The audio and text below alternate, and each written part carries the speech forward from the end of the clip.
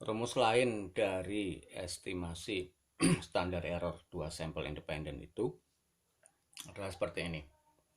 SSX ini namanya sum of square X gitu ya, plus sum of square Y dibagi NX minus 1 plus NY minus 1 kali 1 per NX plus 1 per NY. Kenapa seperti ini? Kenapa rumusnya menjadi seperti ini? Karena ini adalah rumus ini. Oke ya. Varian X itu dihitung seperti ini. Varian Y dihitung seperti ini. Oke ya. Nah, kemudian dikalikan 1 per NX ya, karena untuk dibagi ini NX dan dibagi NY. Oke ya. Nah, sekarang apa itu sum of square X? Ini sudah apa? Rumus yang sangat akrab ya dengan kita. Itu sering sekali kita bahas. Sum of square X itu atau sum square of Y-nya rumusnya SSX sigma X kuadrat minus sigma X kuadrat per N gitu ya. Nah, ini SSX sum of square X, sementara sum square Y itu sigma Y kuadrat minus sigma Y kuadrat ya, per N. Oke. Oke. Nah, ini kan kalau ini dibagi N minus 1 itu menjadi varian. Oke ya. Ini SSX. Kalau ini dibagi N minus 1, maka menjadi SX kuadrat. Oke ya. Kalau ini dibagi N minus 1, maka ini menjadi SY kuadrat. Gitu ya. Ya. Oke, itu sum of square ya, jumlah kuadrat kalau di bahasa Indonesia kan.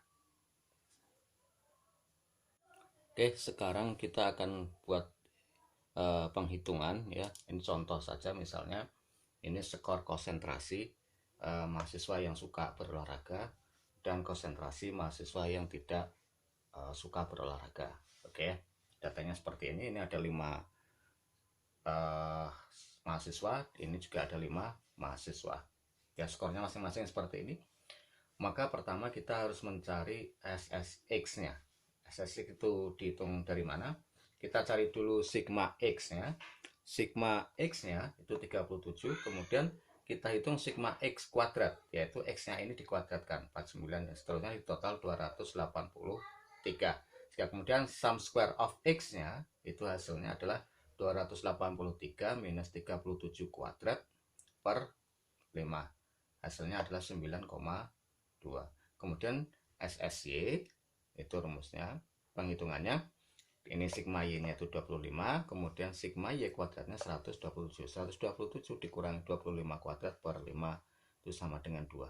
Oke, maka kemudian dimasukkan ke sini rumusnya 9,2 plus 2 dibagi 5 minus 1 plus 5 minus 1 itu ya, atau ini 11,2 dibagi 8 kali 0,4, yaitu 0,2 plus 0,2, maka 0,56. Akar dari 0,56 sama dengan 0,748.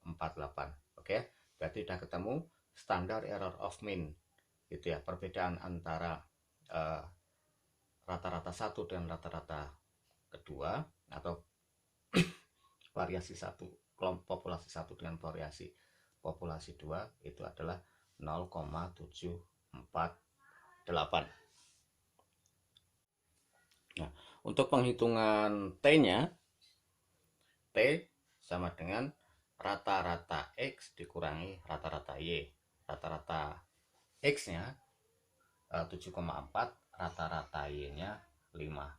Oke, 25 dibagi 5, 37 dibagi 5. Oke.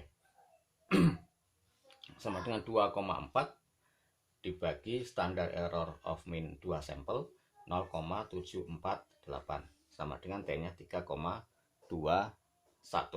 Nah, sekarang kita akan bandingkan apakah T hitung ini itu lebih kecil atau lebih besar daripada T tabel. Kalau dia lebih besar dari T tabel, maka ini perbedaannya signifikan. Kalau dia lebih kecil dari T tabel, maka perbedaannya tidak signifikan. Sekarang kita akan uji hipotesisnya, gitu ya. Hipotesisnya H0 mu X sama dengan mu Y. Kemudian hipotesis alternatifnya mu X tidak sama dengan mu Y. Nah, sekarang kita akan menolak atau menerima nanti ya hipotesis nolnya. N-nya, Nx-nya 5, Ny-nya 5. Oke. Kemudian df-nya 5 minus 1 plus 5 minus 1 sama dengan 8. Oke ya. Karena 2 sampel jadi ini di 2 gitu ya. Nah, kemudian level signifikannya 0,05. Nah, karena yang diuji hipotesis alternatifnya itu hipotesis indireksional atau hipotesis tidak langsung, maka pengujiannya adalah detail. Ya. Kalau level signifikannya 0,05, maka kalau detail berarti 0,05-nya dibagi 2. Ya. 0,05-nya dibagi 2 jadi 0,025. Nanti kita akan lihat di tabel one tail-nya itu 0,025. Oke. T hitung yang sudah kita temukan sebelumnya adalah 3,21. Oke ya. Sekarang kita buat grafik menerima H0 dan menolak H0, yaitu dengan cara mencari nilai T yang ada di tabel atau T hipotetik ya. T hipotetik kalau ini adalah T observe atau T obtain ya. T perolehan kalau ini adalah T hipotetik gitu. Nah, T tabelnya ya, atau T hipotetiknya dengan DF8 kita lihat di tabel halaman 564. DF8 kemudian dengan one tail 0,025 itu 2,306 ya.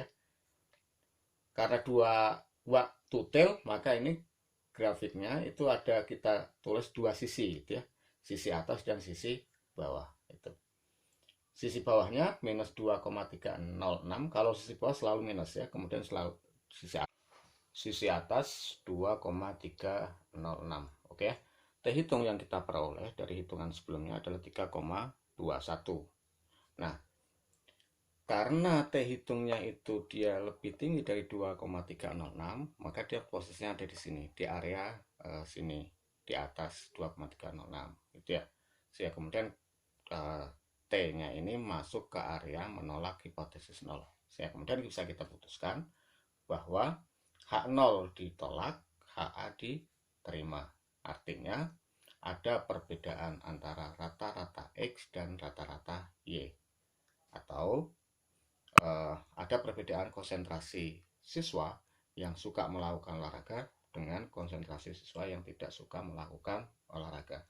Sekarang mana yang lebih tinggi? Yang lebih tinggi karena ini plus, maka yang rata-rata pertama lebih tinggi daripada rata-rata kedua. Ya, oke, kuncinya kalau plus berarti rata-rata pertama lebih tinggi daripada rata-rata kedua, karena kalau yang tinggi dikurangi yang lebih rendah berarti kan hasilnya plus. Gitu ya. Nah, tadi rata-rata X-nya itu 7,4, rata-rata Y-nya 5, berarti konsentrasi siswa yang suka berolahraga itu lebih tinggi daripada konsentrasi siswa yang tidak suka berolahraga. Oke, itu pembahasan kita tentang uji T 2 sampel independen. Assalamualaikum warahmatullahi wabarakatuh.